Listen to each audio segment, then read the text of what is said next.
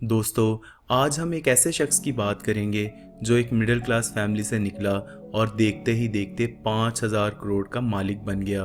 दोस्तों, मैं बात कर रहा हूँ हर्षद मेहता की, जिसे कुछ लोग फ्रॉड और कुछ लोग दुनिया का स्मार्ट तरीन शख्स भी कहते हैं। अस्सलाम वालेकुम फ्रेंड्स, मेरा नाम उस्मान है और आप देख रहे हैं सब कुछ सच। नाजरीन, हर्षद मेहता स्टॉक एक्सचेंज के सबसे बड़े फ्रॉड के लिए जाने जाते हैं। हर्षद मेहता 1954 में इंडिया में पैदा हुए। हर्षद ने अपनी स्कूलिंग रायपुर से मुकम्मल की।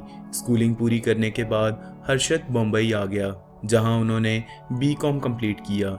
स्टडीज़ कंप्लीट होने के बाद हर्षद ने बेशुमार जॉब्स की, जिसमें गारमेंट्स और होम अप्लाइंसेस बेचने की जॉब्स भी शामिल थीं। मगर हर्षद मेहता इस वक्त अपने फ्यूचर से बिल्कुल वाकिफ नहीं थे कि उनके साथ फ्यूचर में क्या होने जा रहा है। जल्द ही हर्षद मेहता को एक इंश्योरेंस कंपनी में सेल्स पर्सन की जॉब ऑफर हुई। यहाँ हर्षद ने स्टॉक मार्केट की भरपूर नॉलेज ली और कुछ ही अरसे में हर्षद ने स्टॉक मार्केट की तमाम बारीकियों को बाखूबी समझ लिया। इसके बाद 1984 में हर्षद ने अपनी खुद की कंपनी स्टार्ट कर ली और बॉम्बे स्टॉक एक्सचेंज कंपनी में मेंबरशिप भी ले ली। 90s के करीब हर्षद को बहुत फेम मिलना शुरू हो गया। इस फेम की वजह क्या थी? बहुत से लोगों को हर्षद मेहता स्कैम का तो पता है, मगर वो इसकी असल सच्चाई को समझ नहीं पाते। लिहाजा आज मैं आपको आसान अल्फाज में समझाने की कोशिश करूंगा। 19s के हर न्यूज़पेपर और टीवी चैनल्स पे हर्षद का चेहरा दिखाई देने लगा था। हर्षद मेहता का बड़े बड़े लोगों के साथ उठना बैठना भी शुरू हो गया था। हर्षद मेहता जो भी शेयर खरीदता, वो शेयर रातों रात आसमान की बुलंदियों को छूने लग जाता था। इसी तरह हर्षद ने जब 1990 में ACCA सीमेंट के शेयर्स 200 रुपये के हिसाब से खरीदे, तो देखते ही देखते उसकी कीमत 9,000 तक पहुंच गई। जहां हर्षद की कामयाबियों को लोग हैरान होकर देखते थे, वहीं पे परेशान भी हो जाते थे कि हर्षद ऐसा कैसे कर लेता है। आखिर शेयर्स में इतनी जल्दी चेंजिंग्स कैसे हो जाती हैं। कुछ ही अरसे बाद टाइम्स ऑफ इंडिया की एक राइटर सुचिता दलाल ने हर्षद मेहता का सारा पोल खोल दिया। सुचिता को खबर मिली कि हर्षद मेहता 15 दिनों के लिए बैंक से लोन लेता है और अगले 15 दिनों बाद वो लोन वापस कर देता है। हालांकि कोई भी बैंक 15 दिन के लिए लोन नहीं देता, लेकिन ये सब करने के लिए हर्षद अपने दिमाग का भरपूर इस्तेमाल करता था। हर्षद की बैंकिंग सिस्टम में काफ़ी जान पहचान थी और बैंक्स हर्षद मेहता पे ब्लाइंड ट्रस्ट भी करते थे। इस ट्रस्ट की वजह हर्षद का बढ़ता हुआ फेम था। हर्षद एक बैंक से सिक्योरिटी चेक्स की मद में दूसरे बैंक के लिए अपने नाम पे चेक्स लेते और अगले बैंक में चेक्स पहुंचने से पहले इनको कैश करवा लेते।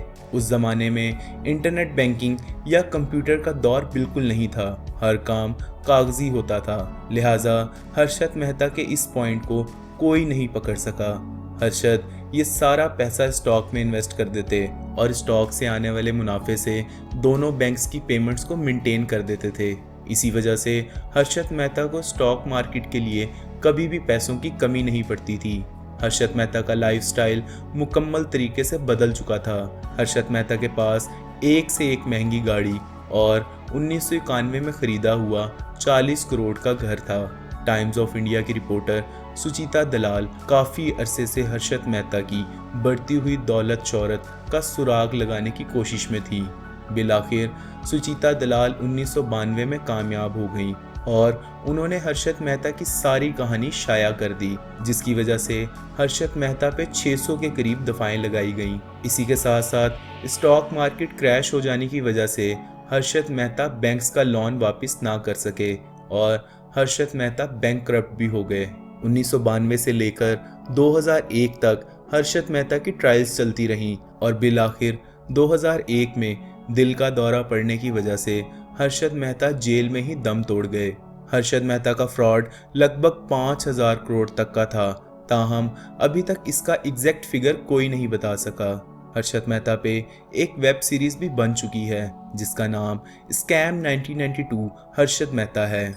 दोस्तों, काफ़ी लोगों का कहना है कि ये काम अकेले इंसान का नहीं है। हर्षद मेहता के साथ और भी काफ़ी लोग मिले हुए थे, लेकिन ये सारे राज हर्षद मेहता के साथ 2001 में उन्हीं के साथ दफन हो गए। उम्मीद करता हूँ आज का टॉपिक आपको पसंद आया होगा। मज़ीद अच्छी वीडियोस के लिए हमारा यूट्यूब चैनल सब्सक्राइब कर दें, बेल आइकन प्रेस कर दें और वीडियो को लाइक कर दें। जज़ाकल्लाह।